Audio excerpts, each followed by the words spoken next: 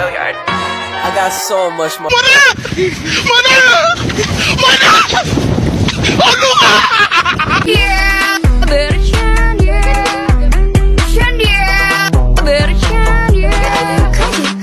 Are you ready, kids? Aye, aye, Captain! I can't hear you! Aye, aye, Captain! Oh! Fucking design on right now.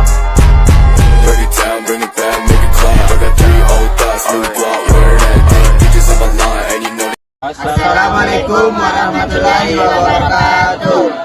Perkenalkan, kami dari kelompok 3. Saya atas nama Akmal Nurholis sebagai moderator. Saya atas nama Yuli Ardina sebagai narasumber. Saya Andira Odaman Lapian sebagai narasumber. Saya atas nama Rifali Latumahina sebagai narasumber. Saya atas nama Iqbal Langgar sebagai narasumber. Berdirinya kami di sini, kami akan menceritakan kisah inspiratif budidayawan tanaman hidroponik. Selanjutnya, saya berikan kesempatan kepada narasumber untuk menceritakan kisah inspiratif dari tanaman hidroponik. Terima kasih kepada moderator yang telah memberikan kesempatan kepada kami. Kami akan menceritakan kisah inspiratif seorang budidayawan yang bernama Faris. Beliau merupakan lulusan sarjana psikologi yang saat ini tengah menempuh magister profesi psikologi. Awal mula beliau membangun usaha pertanian hidroponik mulai ketika ia berkunjung ke Yogyakarta. Di sana, ia melihat lahan pertanian semakin berkurang dan tergantikan oleh bangunan-bangunan dan perumahan. Ia berpikir jika kondisi ini terus terjadi, maka sawah akan semakin berkurang dan harganya semakin mahal. Dalam menjalankan usahanya tersebut, tentu saja Faris mendapatkan berbagai rintangan termasuk orang tuanya yang menantang pilihan Faris. Ketika Faris memutuskan untuk bertani, orang tuanya marah dan kecewa karena latar belakang pendidikannya. Mereka beranggapan untuk apa gelar sarjana psikologi jika hanya berakhir dengan bertani. Cukup lama perseteruan antara bapak dan anak berlangsung hingga akhirnya setelah Faris memberikan pemahaman bahwa bertani tidak seperti yang mereka pikirkan, mereka akhirnya memberikan restu kepada Faris. Hambatan selanjutnya berada pada segi materi. Hambatan ketiga adalah lahan. Faris bingung ingin membuka lahan di mana untuk tanaman hidroponiknya.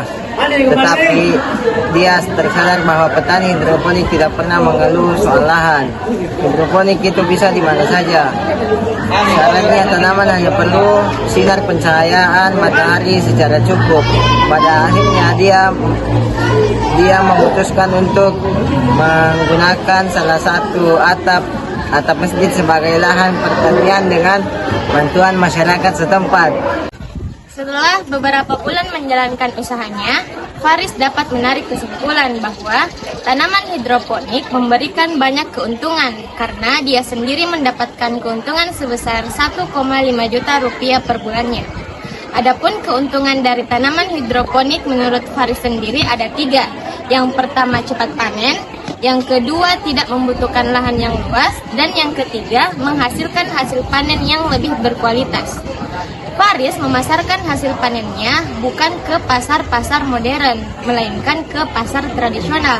Mengapa? Karena Faris berpikir bahwa semua orang layak mengonsumsi sayuran-sayuran yang berkualitas tinggi.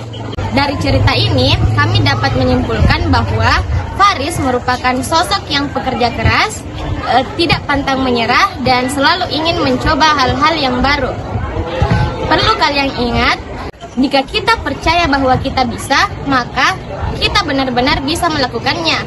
Namun, jika sedari awal kita percaya kita tidak bisa melakukannya, maka jadi seperti itulah kalian. Kita tidak akan mengetahui hasilnya jika kita tidak pernah mencoba. Jadi, jangan takut untuk mencoba hal-hal yang baru. Sekian dari kami, saya kembalikan kepada moderator. Sekian dari kami, semoga dapat bermanfaat dan menginspirasi bagi kita semua. Sekian, wassalamualaikum warahmatullahi wabarakatuh.